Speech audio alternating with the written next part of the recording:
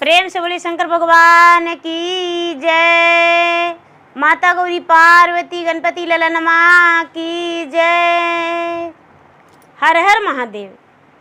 देवों का देव महादेव जी के चरण में प्रणाम करती हूँ, मेरा प्रणाम स्वीकार हो। माता गौरी पार्वती के चरण में प्रणाम करती हूँ, मेरा प्रणाम स्वीकार हो। गणपति ललनमा के चरण में प्रणाम करती हूँ। सब गुरु भैया बहना के चरण में प्रणाम करती हूँ। माता और पिताजी के चरण में प्रणाम करती हूँ। गुरु भाई बहना, मैं एक हरतालिका तीज व्रत की कथा सुनाने जा रही हूँ। हरितालिका जो भादो मास शुक्ल पक्ष तृतीया की व्रत पूजा की जाती है। 24 घंटा निराहार निराजल सुहागने स्त्रियां एवं कन्याकुमारी भी अपने अच्छे घर वर के लिए व्रत करती है। तो मैं वही हरतालिका तीज व्रत की कथा सुनाने जा रही हूँ। इस कथा को सुनने से घर में सुख शांति मिलती है, सुहाग की लंबी आयु होती है, गोद में पुत्र की प्राप्ति होती है। इसलिए कथा को पूरा सुनिए और रहस्य जानिए। हर हर महादेव, घर घर महादेव। गुरु भाई बहना, एक समय की बात है। एक राज्य में एक राजा रहा करते थे और एक रानी। रानी जो थी सुबह सुबह घर में झाड़ू पोछा करके, स्नान करके और पूजा पाठ करके उसके बाद आरती ले जाकर अपने पति को जगाती थी। हे प्राणनाथ, उठिए, आरती ले लीजिए। और उसके पति आरती लेते थे पाँव हाथ धोकर। और जो रानी थी, रानी अपने पति को चरण छू के आशीर्वाद लेती थी। गुरु भाई बहना, धीरे धीरे समय व्यतीत हो रहा था। बिना अपने पत्नी को मुंह देखे राजा कभी जागते थे नहीं। और रानी जो थी, रानी भी बिना अपने पति को मुंह देखे, बिना भोजन कराए वो भोजन नहीं करती थी। एक दूसरे में बहुत प्यार था। 4 घंटा के दूरियां भी उन लोग दोनों में बहुत मुश्किल हो जाता था। धीरे धीरे समय व्यतीत हो रहा था। रानी जो है, रानी गर्भवती रह गई। और जब रानी गर्भवती रह गई तो 4-6 महीना बीता। राजा साहब को जानकारी हुआ। राजा साहब अपने पत्नी से कहते हैं कि हे प्राण प्रिय, यदि मेरे घर में मेरे कहा अनुसार मुझे बेटी होना चाहिए और मैं उसे अपने लाड प्यार देके और इस घर के लक्ष्मी के रूप मान सम्मान देंगे। गुरु भाई बहना, रानी भी कहती है कि महाराज, मैं भी तो वही चाहती हूँ कि मेरा बेटी हो। धीरे धीरे समय बीता। गुरु भाई बहना, 9वां महीना बीत गया। 9वां महीना के बाद रानी साहब का प्रसव पीड़ा शुरू हो गया।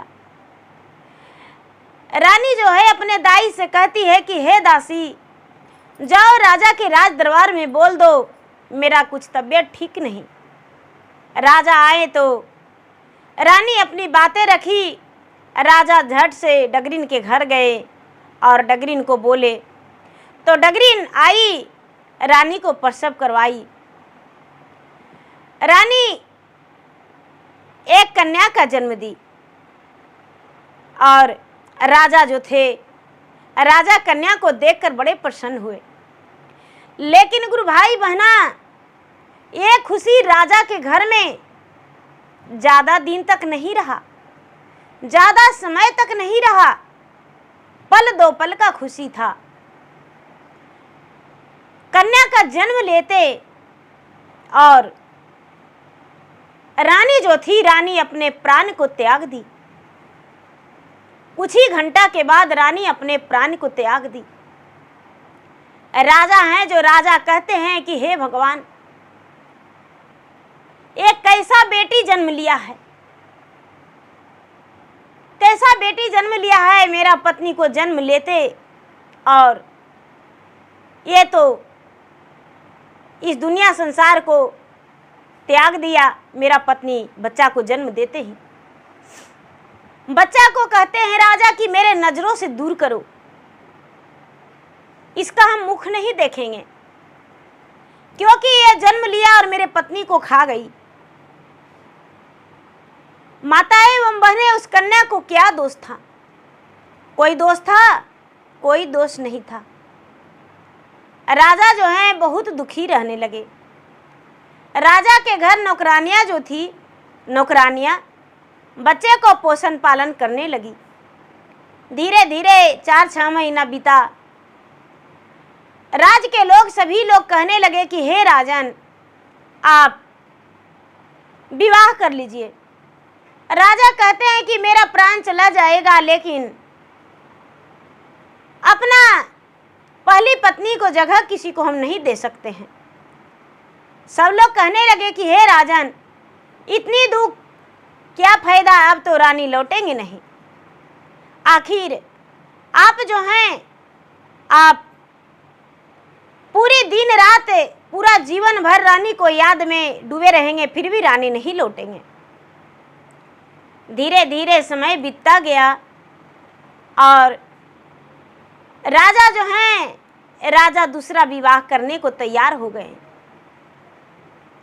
राजा जब दूसरा विवाह करने को तैयार हो गए तो राजा के राज्य में जश्न मनाया गया कि राजा राज्यपाल विवाह करने को तैयार हैं।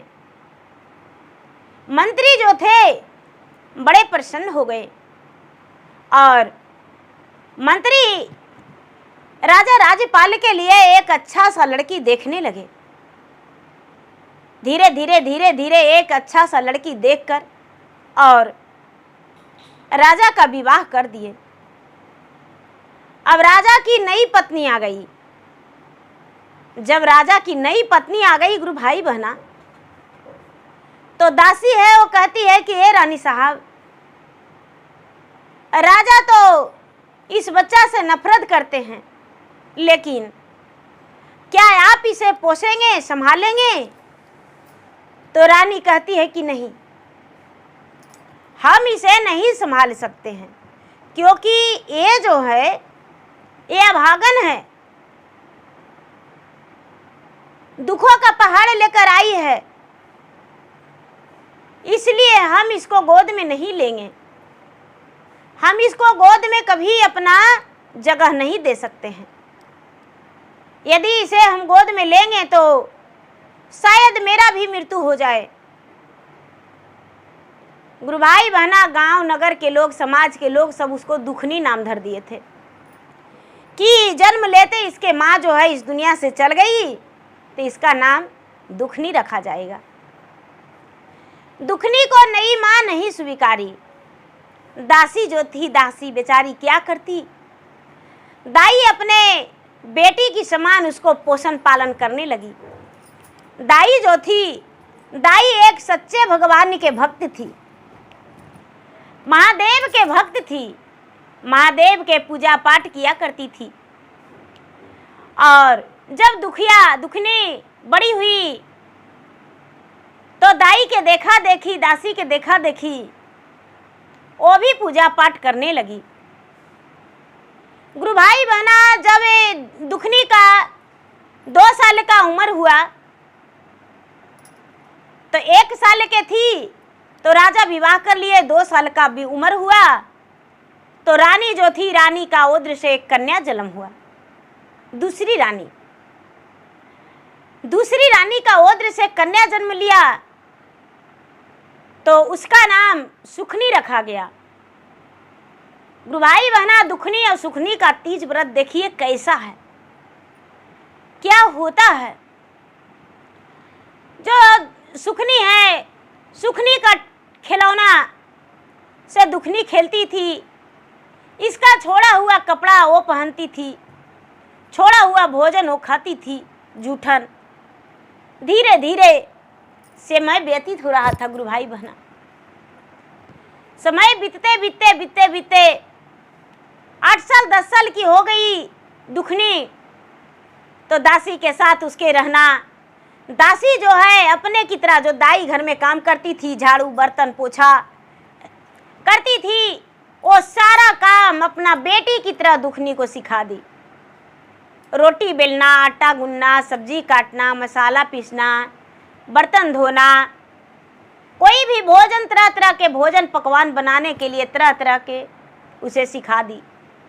और पूजा पाठ करना, भगवान के भक्ति भजन करना, वो दुखनी को सिखा दी। दुखनी अपने आप से बहुत बुद्धिमान थी, बहुत तेज थी। धीरे धीरे समय बीता, गुरु भाई बना, तो दुखनी भी बड़ी हो गई और सुखनी भी बड़ी हो गई। दुखनी का उम्र हो गया 14 साल का, तो सुखनी का उम्र हो गया 12 साल का। सभी लोग कहने लगे कि ये राजा साहब, आपका दोनों बेटी बड़ी हो गई है, तो आप दुखनी का विवाह कर दीजिए, इसके बाद सुखनी को भी आप विवाह कर देंगे। राजा जो हैं, राजा कहते हैं कि हाँ, विवाह तो करना ही है। सारी नगर के लोग जानते थे कि राजा अपने बेटी का मुख नहीं देखते हैं। राजा अपने पुत्री को त्याग कर दिए हैं। रानी से कहते हैं कि हे रानी साहब, मेरा जो दुखनी बेटी है, दुखनी बेटी का विवाह करना है।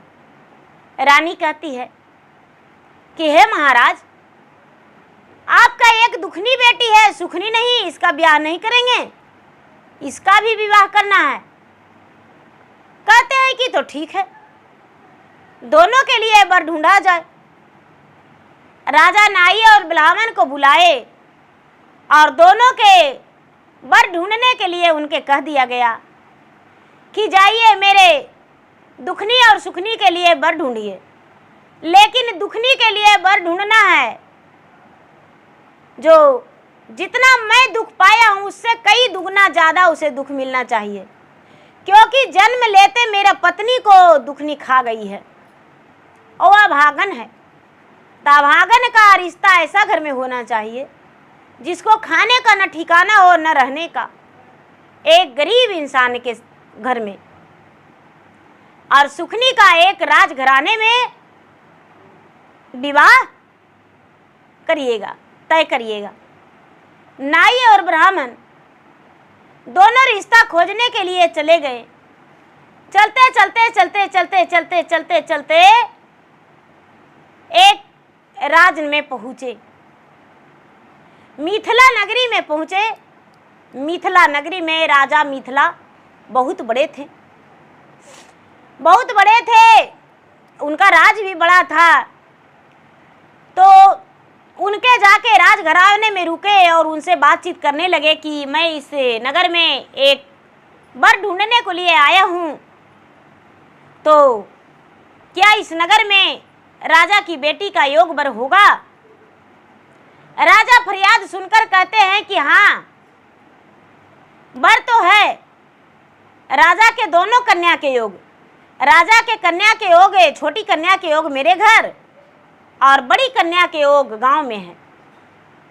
राजा साहब नाई और ब्राह्मण को ले गए और ले जाकर एक गरीब गुड़िया थी, उसका एक बेटा था, बेचारी का कुछ नहीं था, एक झोपड़ी था और झोपड़ी में वो रहती थी, विधवा स्त्री थी, उसका सिर्फ एक पुत्र ही सहारा था।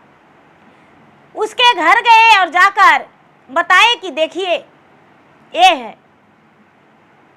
नाई और ब्राह्मण देखकर उन्हें स्वीकार कर लिए। दुखनी का रिश्ता पक्की हो गया, सुखनी का भी रिश्ता पक्की हो गया। नाई और ब्राह्मण जो हैं गुरु भाई बहना कहाँ आ गए? राजमहल में आ गए और दुखनी के पिता के पास बैठकर कहने लगे, महाराज आपकी दोनों कन्या का विवाह हम तय कर दिए हैं। राजा ये बात सुनकर बड़े प्रसन्न हो गए और बोले कि ठीक है, अच्छा की बात है, खुशी की बात है कि मेरा दोनों कन्या का शादी तय हो गया। गुरु भाई बहना दोनों कन्या का शादी तो तय हो गया, दिन ठिकाना सब बैठ गया। राजा ब्याह के तैयारी में लग गए।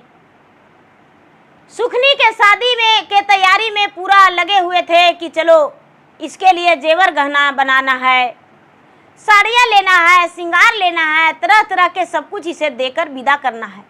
पलंग बनवाना है, टेबल कुर्सी बनवाना है, सोफा सेट बनवाना है। बहुत तैयारियां हो रहा था सुखनी के लिए। लेकिन गुरु भाई बहना, दुखनी के लिए एगो टूटल चटाइयो नहीं राजा तैयारी कर रहे हैं कि एगो चटाइयो दे के विदा करेंगे। सुखनी के लिए सड़िया पर सड़िया हीरा मोती जड़ा हुआ लिया रहा है, लेकिन दुखनी के लिए एगो सुतिया साड़ी नहीं लिया रहा है। धीरे धीरे समय बीता गुरु भाई बहना, और समय बीतते बीतते वो दिन आ गया जो दिन तिलक जाना था। राजा साहब अपने छोटी बेटी के तिलक में ले जाने के लिए सारी बर्तन, चयन, अंगूठी, 3 पीस सब कुछ ले गए, साजे बर्तन। लेकिन दुखनी के तिलक के लिए गुरु भाई बहना एक अलमुनिया के कटोरा, हल्दी चंदन ले लिए और थोड़ा मोड़ा मिठाई ले लिए, और एक ही गांव में एक ही दिन दोनों के तिलक में गए। पहले दुखिया के जहाँ ससुराल था दुखनी के, वहाँ जाके तिलक चढ़ाए, और उसके बाद सुखनी के घर आके राजमहल में सुखनी का ससुराल होने वाला था, छोटी बेटी के ससुराल में आके तिलक चढ़ाए। गुरु भाई बहना धीरे धीरे राजा साहब तो तिलक चढ़ा के आ गए। पूरा गांव हाहाकार मचा हुआ था कि एक ही पिता के बेटी है, लेकिन राजा दूर रंग किए हैं। धीरे धीरे समय बीता, बारात का दिन आ गया। राजा साहब दोनों का कन्यादान किए, दोनों का मांग में सिंदूर दान हुआ, और जो दुखनी है उसको खोइछा देती है कौन? जो घर में झाड़ू लगाती है वो, और सुखनी का खोइछा माँ देती है। दुखनी से गला मिलती है दासी, दाई, नौकरानी, और सुखनी से गला मिलती है माँ। दोनों डोली में बैठी, दोनों विदा हो गई और दोनों अपना ससुराल चल गई। दोनों अपना ससुराल चल गई। गुरु भाई बहना, अब क्या होता है ससुराल जाने के बाद? बेचारी सुखनी अपने झोपड़ी में परछाई और दुखनी राजमहल में परछाई।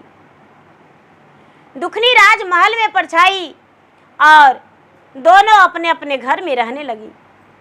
सुखनी के पति जो थे बड़े सुंदर स्वभाव के थे, बहु राजकुमार थे, उनके अमीर घराना में पलंग पे खाना मिलता था। सुखनी के दाई दासी लगे हुए थे, और दुखनी जाते ही झोपड़ी के साफ सफाई बढ़िया से की, और सास से कहती है कि ए माँ जी, सब कुछ तो है लेकिन एक चीज नहीं है। सास कहती है क्या बेटी? तो ए माँ जी,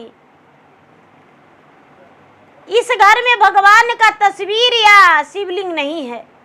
तो नहीं बेटी, ठौरही मंदिर है, भगवान के पूजा पाठ करना है तो चलो हम लेकर चलेंगे। बेचारी सास जो है रोज बेलपत्री ला देती थी, फूल ला देती थी और पूजा करने चल जाती थी। महीना 2 महीना बीता गुरु भाई बहना, तो गर्भवती रह गई दुखनी। धीरे धीरे समय बीता, 9वां महीना में एगो बेटा जन्म ले लिया। 2 साल 3 साल के बाद फिर से एगो बच्चा हो गया, 2 बच्चा हो गया। बेचारी बुढ़िया वन मजूरी करती थी दुखनी के सास। उसके पति भी कामचोर थे, काम करना नहीं चाहते थे। पति से बहुत कोशिश करती थी कि हे स्वामीनाथ आप कमाइए, लेकिन वो नहीं कमाते थे। बड़ी कोशिश करती थी दुखनी, लेकिन वो काम नहीं करते थे।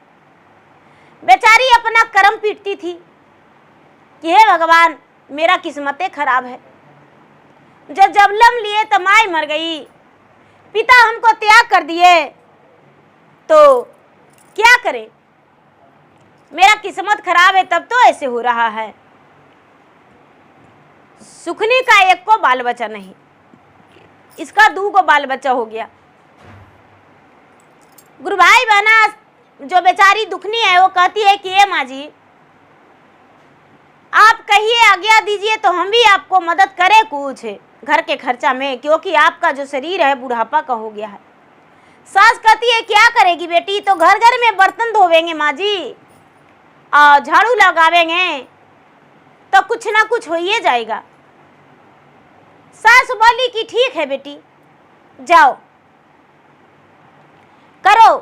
वो क्या करती है कि घर घर जाके बर्तन धोने लगती है, झाड़ू लगाने लगती है, कपड़ा धोने लगती है और मेहनत मजदूरी करके अपना बच्चे का परवरिश करने लगी। धीरे धीरे कई साल बिता दीदी, तो उसको लगा कि 3 बच्चा हो गया। उसको लगा कि क्यों ना एक दिन अपने सुखनी बहन के घर जाएं और उससे मिले। जब से शादी हुआ है, जब से नहीं मेरे घर पिताजी आए हैं और नहीं कोई संदेशा, नहीं कोई चिट्ठी, तो इसी नगर में मेरा बहन है, तो यदि बहन से मिल देते तो क्या दिक्कत था। एक गुरु भाई बहना बहन से मिलने गई। बहन देखी तो कहती है कि अरे अरे अरे दुखनी आई है, आओ बहन बैठो, कैसे आना हुआ, कहो अपना कुशल मंगल।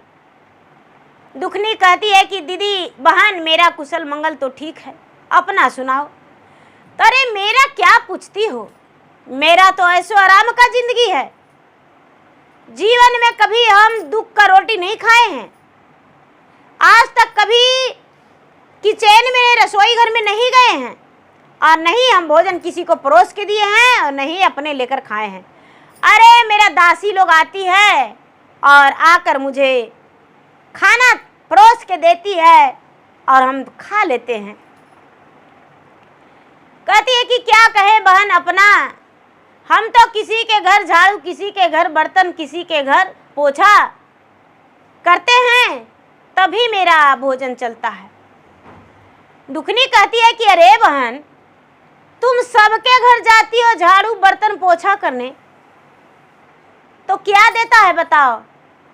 तो बहन महीना में कुछ पैसे मिल जाता है और साल में 2 साड़ियाँ मिलता है, प्लस में उनके घर जो भी बची खोची भोजन होता है वो बची खोची भोजन मुझे दे देते हैं, बच्चे को लाकर खिला देते हैं, परवरिश हो जाता है।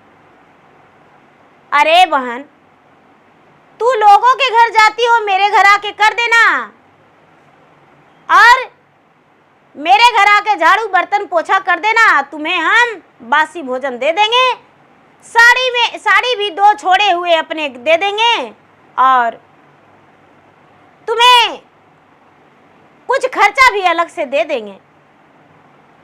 कहती है कि ठीक है बहन। कहते हैं दीदी कि मजदूरी ही करना है तो परिवार से हट के करिए, कोई भी काम करना है तो परिवार से हट के कीजिए।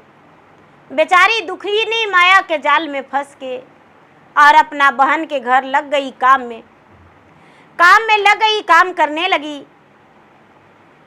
गुरु भाई बहना रोज जाती थी, रोज मेहनत मजदूरी घर में करती थी, चावल फटकती थी, बर्तन धोती थी, खाना बनाती थी, झाड़ू लगाती थी, सारी काम करती थी और उसके बाद जवाने लगती थी तो बचा हुआ खाना सुखनी दे देती थी।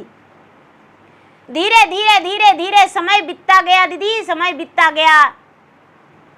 दुखनी का सास का भी देहांत हो गया, इस दुनिया से चल बसी। अब दुखनी बिल्कुल एकदम अकेला पड़ गई थी। उसके बच्चे को देखने वाली सास थी वो तो दुनिया से चल गई और जो पति हैं वो निकम्मे नकारे हैं, कहीं ताश खेल रहे हैं तो कहीं शराब पी रहे हैं। देखिए भगवान का महिमा अपरंपार है। दीदी सब लोग तीज का नहाई खाई कर रहे थे, जो भादो मास हरतालिका तीज की जाती है दीदी अपने सुहाग के लंबे आयु के लिए। भगवान से हर सुहागने प्रार्थना करती है। और माताएं एवं बहनें, तीज में जो भी व्रत करते हैं 16 श्रृंगार में सज जाते हैं।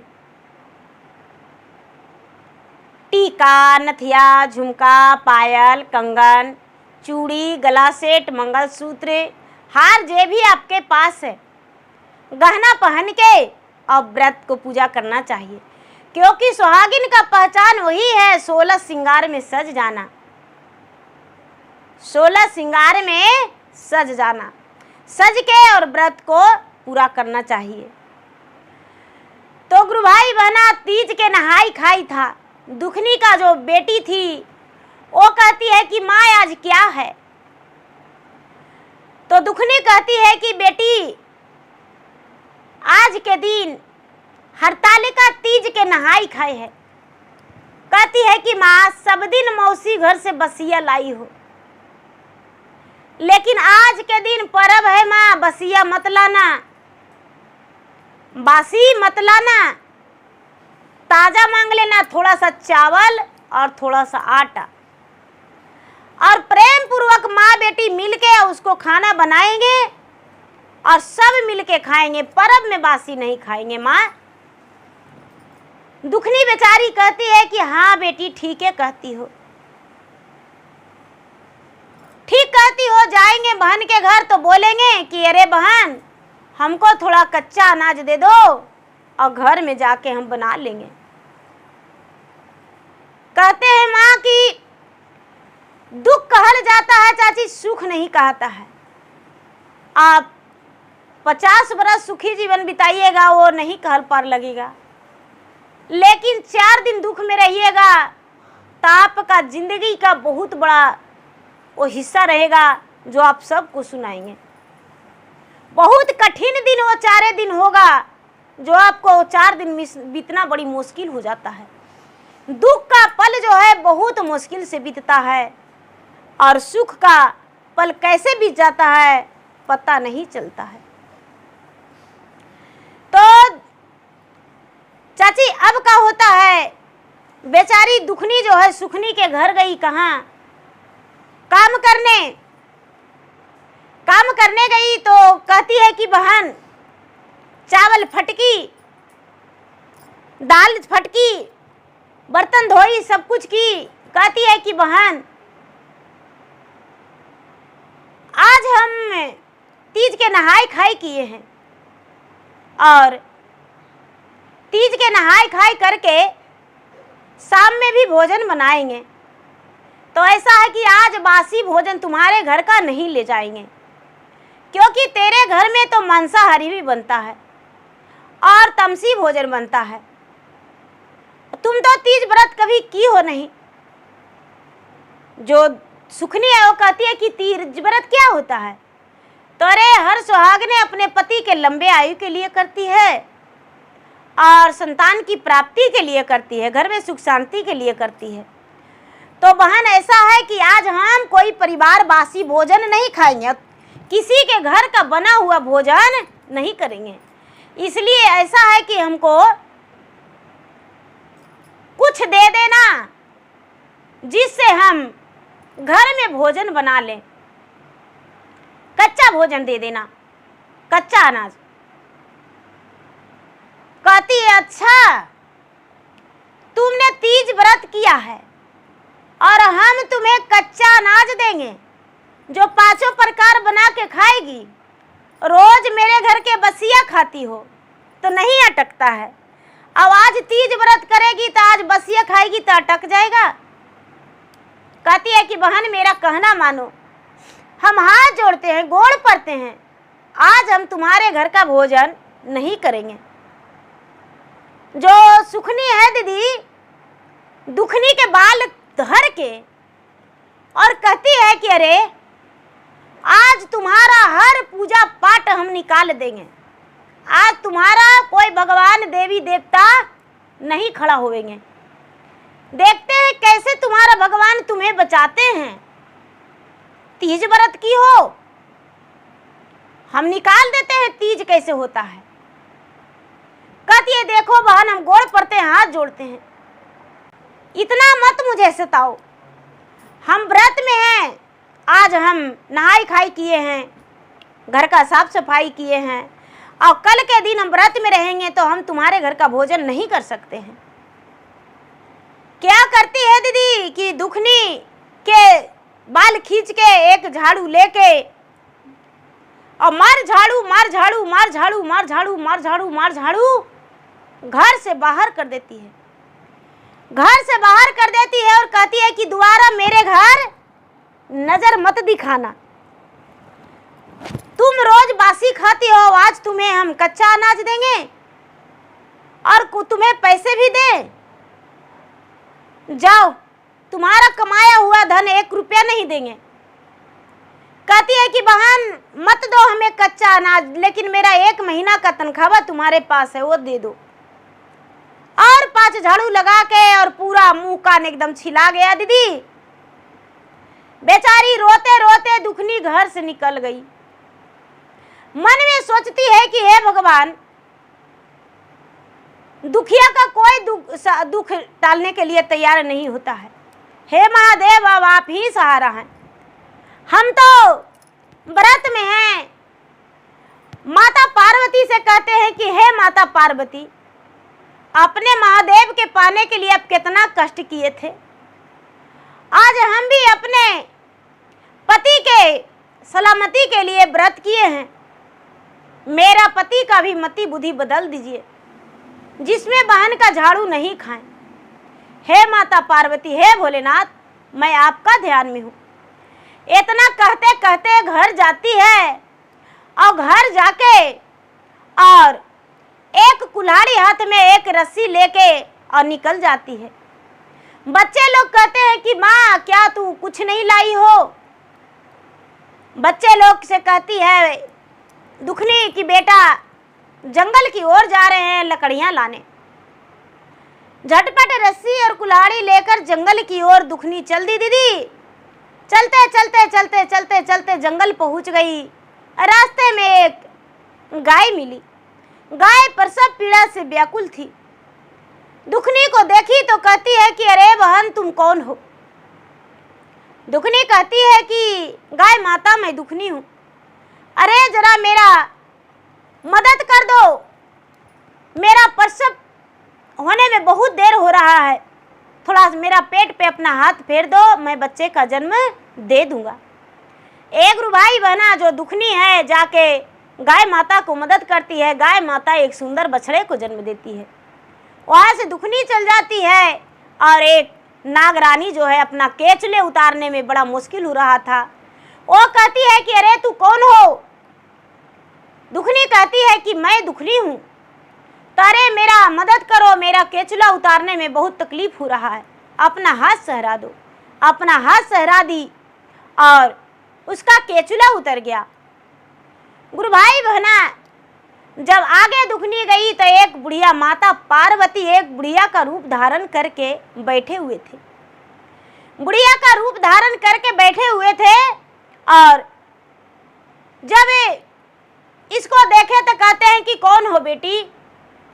तो ये माँ जी, दादी माँ हम तो दुखनी हैं, तो किस लिए आई हो। तो जंगल आए हैं लकड़ी तोड़ने के लिए। अपना बेचारी सारी दुख सुनाई। पार्वती मैया कहते हैं कि ये बेटी मेरा माथे में जुआ है, थोड़ा मेरा जुआ निकाल दो। जुआ निकालने लगी। पार्वती माता को नींद आ गया।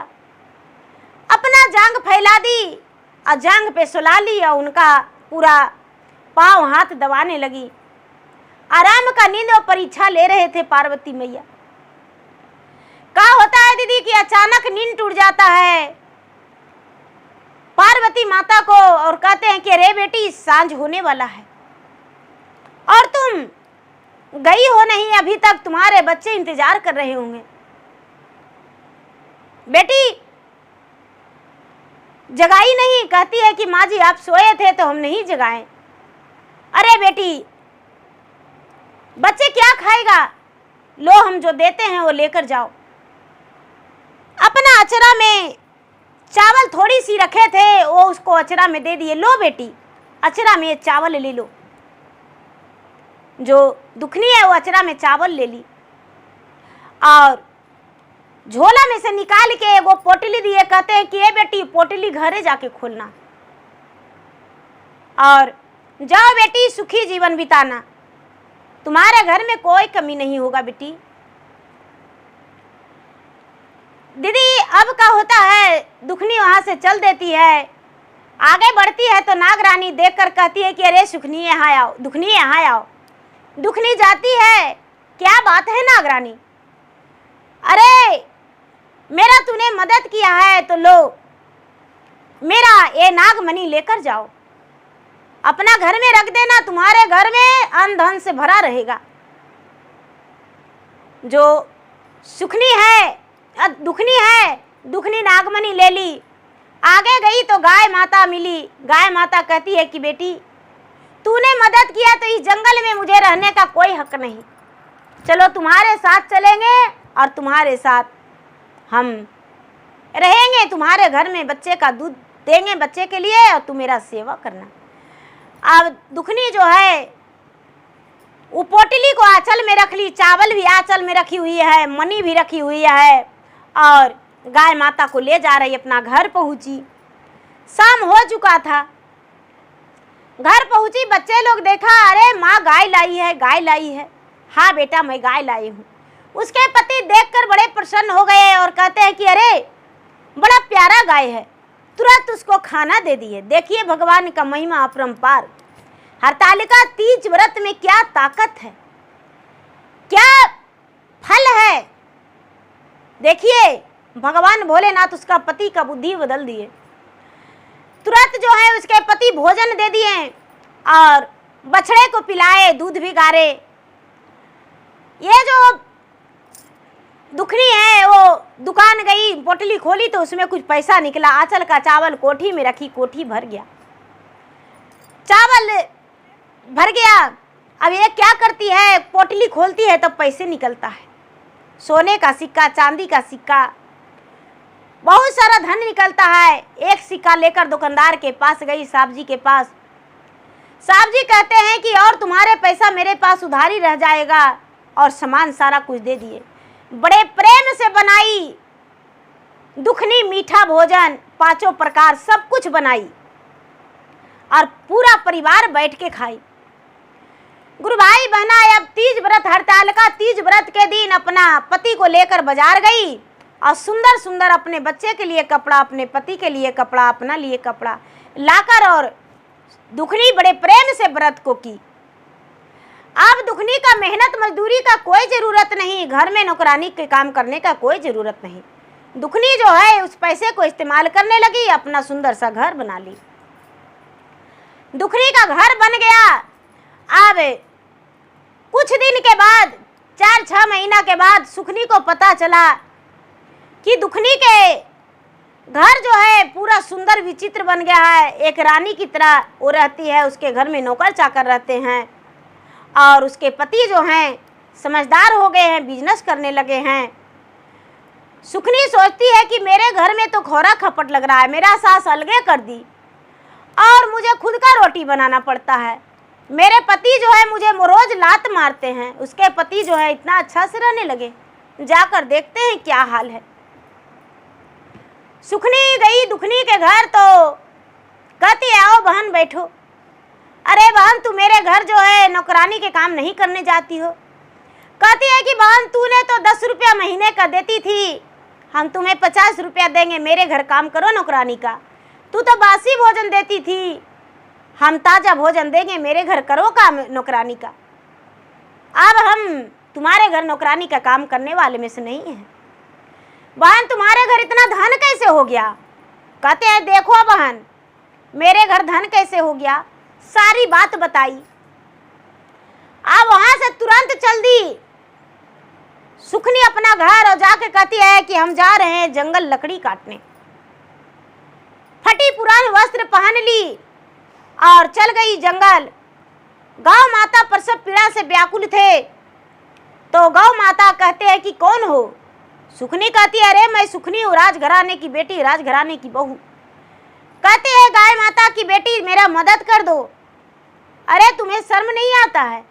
मैं राजघराने की हूँ और तुम्हें मदद काहे करूँगा। लात मार दिया, गाय को आगे चल दिया। नागरानी बोली तो नागरानी के भी उसी तरह।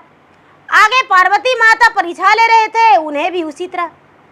अब कहते हैं माता से कि जल्दी से जो सुखनी के दिया वो मुझे दे दो। क्या करते हैं गुरु भाई बहना, माता अपने आंचल में से निकाल के और उसको कहते हैं लो आंचल में छुपा लो। आंचल में छुपा लेती है। एक पोटली भी देते हैं, पोटली रख लेती है। नागरानी के पास आती है तो नागरानी भी जो है, नागरानी कहती है कि लो हम देते हैं, रख लो। एक मिट्टी का ढेला उठा के दे दिए उसे, पत्थर का ढेला उठा के। गाय माता अपने सिंघोटा से मारी, जो सुखनी छटपटाते चिल्लाते भागी। सुखनी अपना घर पहुंची गुरु भाई बहना, और जब घर पहुंची तो खोल के देखती है तो उसमें तो राख और भभूत भरा हुआ है, पिल्लू पथारी भरा हुआ है, पत्थर का टुकड़ा है मनी के बदले। फिर से जाके अपने बहन के पास गई और कहती है कि बहन, एक ही बार ब्याह हुआ और एक ही बार ससुराल बसे, तुम्हारा 3 से 4 बच्चे हो गए और मेरा एक भी नहीं है। मुझे बांझन कहते हैं। बहन मुझे क्षमा कर दो, जो हम तुम पे अत्याचार किए वो मुझ पे क्षमा कर दो।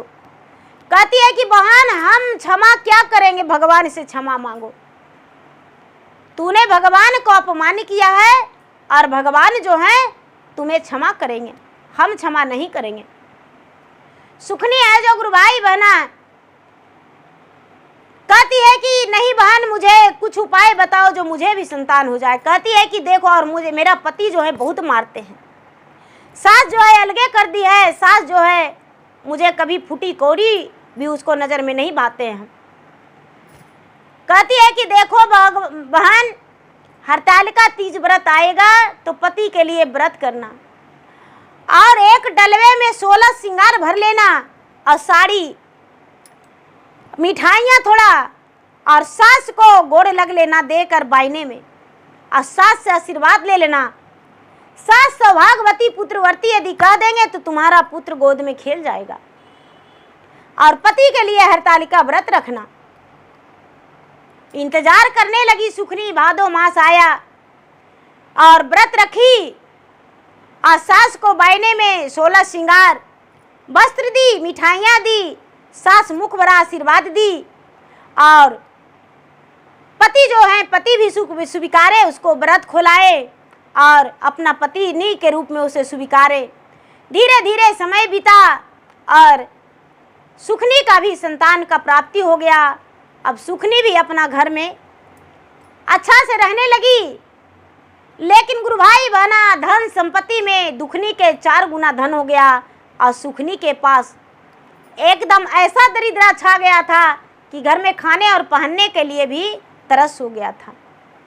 तो गुरु भाई बहना, ये हरतालिका तीज व्रत की कथा है। तो इस कथा को पूरा सुन लिए दीदी, कमेंट में ज़रूर हर हर महादेव लिखिएगा। धन्यवाद। हर हर महादेव, घर घर महादेव। गुरु भाई बहना, मेरा वीडियो अच्छा लगे तो मेरा वीडियो को लाइक करें, शेयर करें। चैनल पर यदि नए हैं तो चैनल का सब्सक्राइब करें, बेल आइकन घंटी को दबाएं, जो कि मेरा वीडियो का नोटिफिकेशन सबसे पहले आपके पास जाए, आप मेरा वीडियो सुन सकें। कमेंट बॉक्स में हर हर महादेव, जय श्री गुरु जरूर लिखें। धन्यवाद।